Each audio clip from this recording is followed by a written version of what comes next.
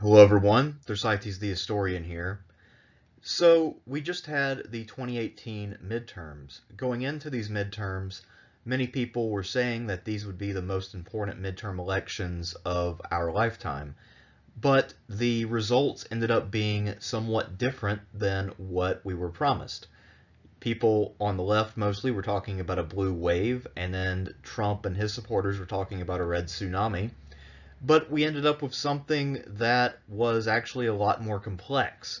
And rather than really going through these races one by one and talking about numbers and all that other boring stuff that you've probably heard a million times by now, I just like to look at it in a more general sense and talk about the significance of these elections, but then also go through a bit more analysis on some individual races that I found instructive.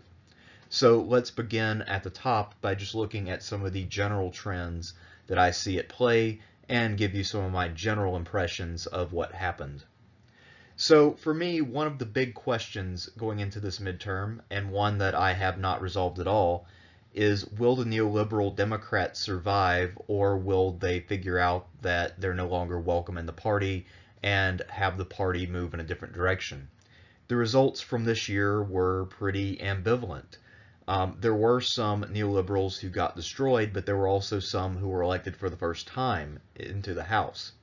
In the Senate, however, the red state Democrats who lost, the Joe Donnellys and Claire McCaskills of the world, they lost mostly because they were running as Republicans, and the other reason being that they were running in red states during a midterm. The only way to win in a red state for a Democratic Senate candidate is to run during a presidential election year where you have enough turnout to put you over the top, but we'll come back to that later. The other thing that I see out of this election is that the GOP is now clearly Trump's party. Before, there were still some holdouts, some people who thought that he wouldn't make it and that the party would go back to being what it was before. However, I think it's safe to say that the hashtag Never Trump movement is now something that exists only on talk shows and in certain newspaper columns, and something that you can find from Victor Davis Hanson and other military historians who like to get together and grouse about the fall of morality in America or whatever. What I also see is that both sides became more entrenched around their party identity in this election. And I think that the triggering event for this rallying around the colors, if there is a single event, is the confirmation hearings of Brett Kavanaugh. So before this, a lot of Trump people thought that they had it in the bag, they weren't really motivated to show up, and we were looking at a blue wave. But then by picking someone as objectionable and controversial as Kavanaugh, Trump created a controversy, and this got Republicans interested. More of them showed up, and they managed to staunch the bleeding. So really picking Kavanaugh, even if he had been rejected for whatever reason, was a politically astute move by Donald Trump. The other thing I see here, something I've known all along, the Democrats don't have a killer instinct. They allowed the Kavanaugh hearings to go on. They didn't play it up well. They fed into the controversy. They got distracted on the side issues, and they allowed the Republicans to gain some points from that. And then going into this race, some of the people that the Democrats picked as their candidates were not great. They also ran some pretty shoddy campaigns here and there, so they lost out on some seats they easily could have gained. The other thing that I see is that because of the nature of midterms, where it tends to be more older, more conservative voters who are more likely to show up, the Democrats have an inherently lower ceiling for what they can accomplish in a midterm when compared to Republicans. In 2010 and 2014, the Republicans cleaned house. They took all kinds of seats and really did well. But Democrats, I think that what we saw this past Tuesday might be pretty close to the ceiling of what Democrats can accomplish in a midterm. Now, granted, as I said, they could have won a few more seats if they had run more competent campaigns. And if we look at those high-profile races they lost, I think that's really where it comes into play, especially in Florida, and I'll talk about Ohio in depth later. But those were the real places where the campaign strategy was the decisive factor, at least in my opinion. What I really see out of this is that neither side got what it wanted, but both sides are still in a strong position moving forward.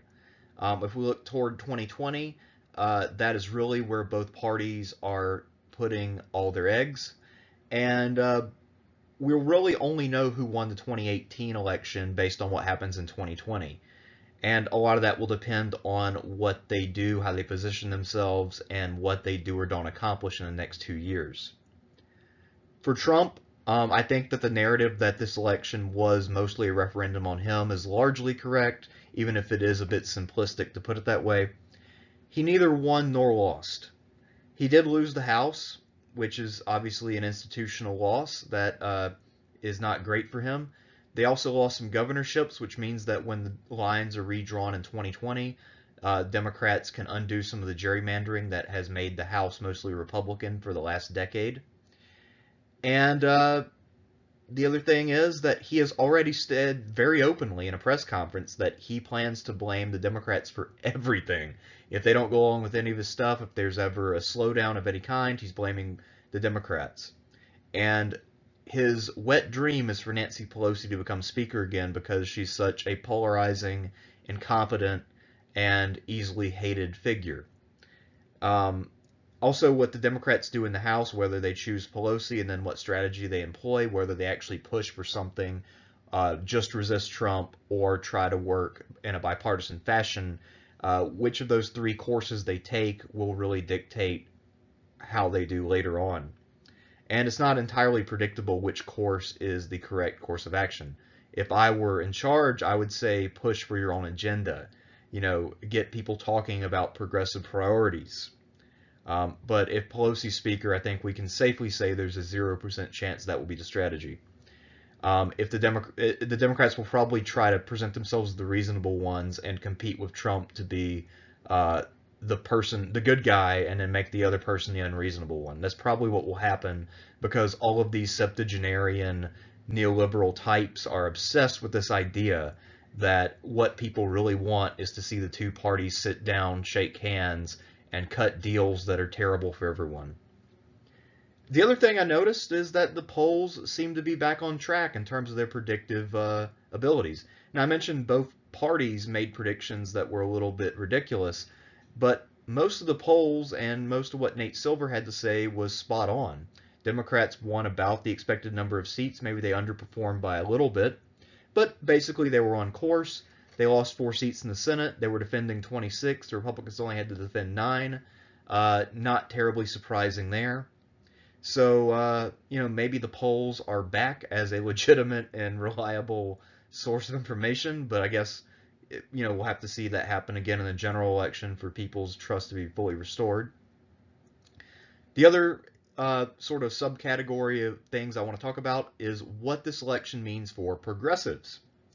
Electorally, 2018 wasn't great. It wasn't terrible, but it wasn't great. Alexandria Ocasio-Cortez got elected. A lot of the superstars of the movement, like Bernie Sanders, Elizabeth Warren, they got reelected. So, all those things are good. What it does show, the encouraging thing, and I think this is something that's very important to take home, especially in the wake of the lack of electoral success, is that it is clear that what the progressives did is a winning strategy for Democrats running in red areas. If you look at Sharice Davids in Florida, in Kansas, Sherrod Brown, both of them won in hostile territory with progressive agendas. If we look at Beto O'Rourke, Richard Ojeda, Stacey Abrams, all of them outperformed expectations pretty comfortably and came very close, which again is very difficult for a Democrat to do in a red state in a midterm. Had this been a general election, all of those people would have been elected, and probably pretty easily. Well, maybe not Ojeda, but even then he would have had a much better chance. Another thing that progressives need to take away from this is that if you're going to run as a progressive, run as a progressive. Don't try to hedge it. I'm talking to you, Andrew Gillum. So Gillum was winning as a progressive, a Bernie-style Democrat during his primary, and he had an early lead in the polls. And for a Democrat to win the Florida governorship seems to be a monumental task, despite the fact that the state is a 50-50 state. But somehow Democrats always manage to fuck it up somehow. Anyway, he managed to taint himself with his own base by bathing in Booker's tears, taking a bunch of Instagram photos with him, and then injecting himself with the HRC virus by campaigning with Hillary. And that was just enough to take away his momentum and make his opponent DeSantis viable. The other problem for Gillum is that he closely associated himself with Bill Nelson, an unpopular, shitty centrist running for re-election for the Senate, and the two of them went down together. So again, the lesson is, when you're running as a progressive, run as a progressive. If you're going to run as a moderate, run as a moderate. Send a clear, strong, consistent message. That way people won't think you're completely and utterly full of shit. The other thing is, a lot of people have blamed Andrew Gillum's defeat on the fact that he's black, and they've tried to make it about race. But this race was not about race. It was about a lack of consistent and strong messaging. He also sent a couple of tweets which made it seem like he was not in favor of Medicare for all. He then also tried to opine on foreign policy, which has nothing to do with being the governor of Florida, which made him look like yet another Democrat who's thinking of running for president in 2020. And I think people are getting a little tired of every Democrat with marginal name recognition wanting to become president in 2 years. I think we have enough candidates at this point. Speaking of that, Beto O'Rourke. Some people, now that he lost but came close, are saying, hey, this guy has a proven ability to win over some voters in red states. We should run him as president. Beto 2020. I've also began to hear some speculation that Amy Klobuchar might run. She won her re-election easily in a state that almost fell to Trump. Maybe that's the case. But to move on to Ohio, as I promised earlier, there's another person who won his election who is a dark horse for the presidency. His name, of course, is Sherrod Brown. Sherrod won his third Senate term, and he won pretty handsomely. The rumor was that if Sherrod were to win his re-election bid, he would then strongly consider running for president, and he won pretty handily while all the other Democrats in Ohio lost. So let's talk about why that was. So Sherrod Brown is a guy who talks a lot about unions, and he's against outsourcing. In fact, he literally wrote one of the key books on why outsourcing is a problem. So he is someone who's very popular with blue-collar voters in the Midwest. And his election was the first one to be called. While I was watching the results come in, at first I thought the Democrats in Ohio would do well as a whole, because Sherrod Brown, won easily. But it's actually the opposite. Sherrod Brown won easily, and then all the other Democrats, pretty much except for Congress people in deep blue districts, got their asses handed to them. One guy who is a local politician in my area is Danny O'Connor. Back in August, he ran in a special election and lost narrowly to a Trump-style Republican. And some people in the press were saying that Danny O'Connor's model of being a Democrat was the future of the party. But his model was literally saying that he is a John Kasich-style politician. So he literally was messaging himself as a moderate Republican. And he was doing this in a district that includes parts of Columbus. If you know anything about Ohio politics, you know that the 3 C's, Columbus, Cincinnati, and Cleveland, are all very liberal areas. So running as a moderate Republican is not a good way to turn out your base. Now, granted, the districts in Columbus are gerrymandered to include a lot of rural areas to balance out all the people in the city. However, if you really want to turn out the people in the city, you need to have a clear message.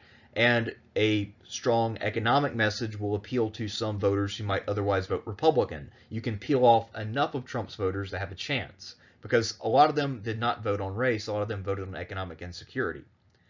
Anyway, he tried the same bullshit again, and he lost again. Not surprising. What is it Einstein said about insanity?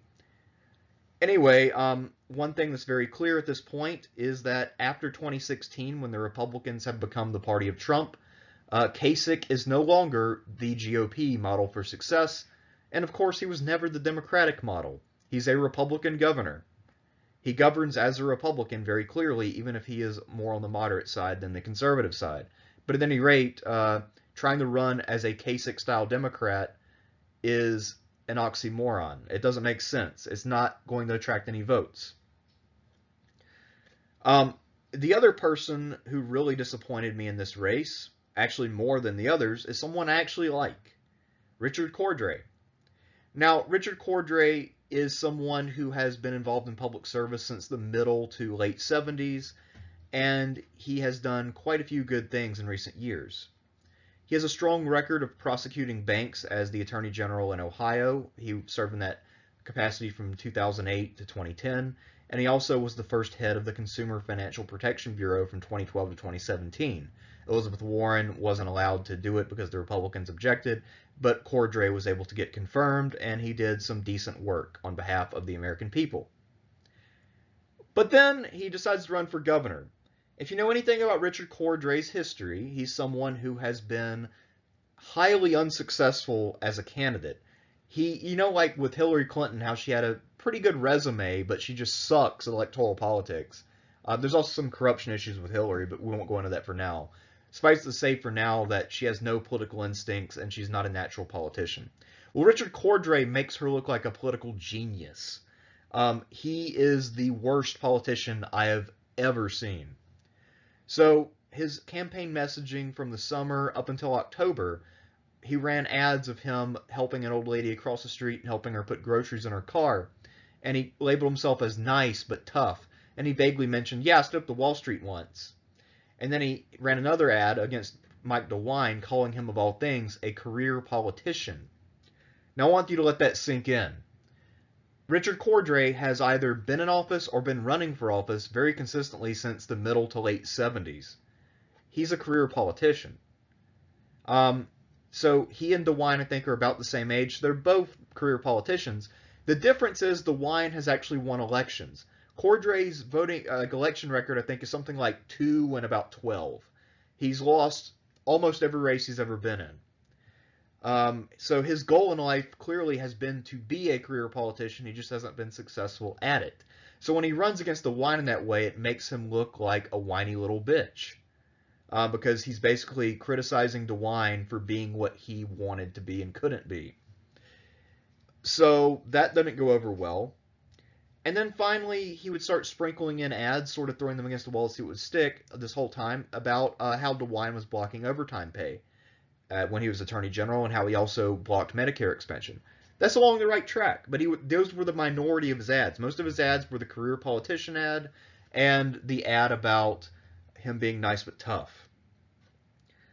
And then in October, I guess, he or one of his staffers woke up and they figured out, hey, we need to actually run on something that people can get behind. So he did shift to substance, but even still, he left a lot on the table, and the messaging was every bit as awful as you would expect from Richard Cordray. So he started talking about pre-existing conditions and how he as governor would make sure that Ohioans are covered. That's good. That's a popular thing to do. But then he messaged it specifically about women and to women. He urged women to turn out to vote for this because a lot of women might be the victims of the pre-existing conditions clauses and their health insurance. The thing is with pre-existing conditions, that applies to men too. And even if women are more impacted by it than men, you can still appeal to the men in women's lives. So you can appeal to husbands, fathers, sons, uncles, what have you, by pointing out how women are being mistreated when it comes to their health insurance. And just point out that it's a problem and it needs to be addressed. Don't preach to men about their duty to protect their women like it's 1952. And also just don't appeal strictly to women. Identity politics does not work. At least not in this sense. If you're talking about an issue that could appeal to everyone, let it appeal to everyone. Don't narrow it down and whittle away some of your votes for literally no reason. Anyway, Ohio Democrats are really dedicated to the Republican light strategy. Every election cycle since I've been here, I was here for the 2014 midterms, and I've been here since. I've just seen them do this over and over and over. And it just doesn't work. Yet, Sherrod Brown has been a 3-term senator. He's been very popular the whole time. And he's openly left on economic issues. So the lesson is, if you want to succeed in the Midwest, which is not socially liberal, but is economically liberal, you might want to follow the Sherrod Brown model. That's another reason why I think he might be a strong dark horse for the 2020 race, because he can go into that Democratic primary debate with the other 85 candidates and say, hey guys, listen, I have a proven ability to win in red country. I can message on economics. I can reach people who vote mostly Republican. Can any of the rest of you say the same thing? They'll have to say no. And I imagine even if Sherrod were to become president, the Ohio Democrats would somehow still not understand the message and continue to lose. But anyway, those are my thoughts on the 2018 midterms. Let me know your thoughts below. I would have made more videos about this topic, but I have been spending the majority of my YouTube time working on my series on Alexander's successors. That will be starting in late November. So if you would like to see a preview of that, I strongly recommend you go to my Patreon and contribute, and then you will get to see an exclusive video on Clytos the White, who was a very, very special individual. That's all I have for you now. Thersites the Historian out.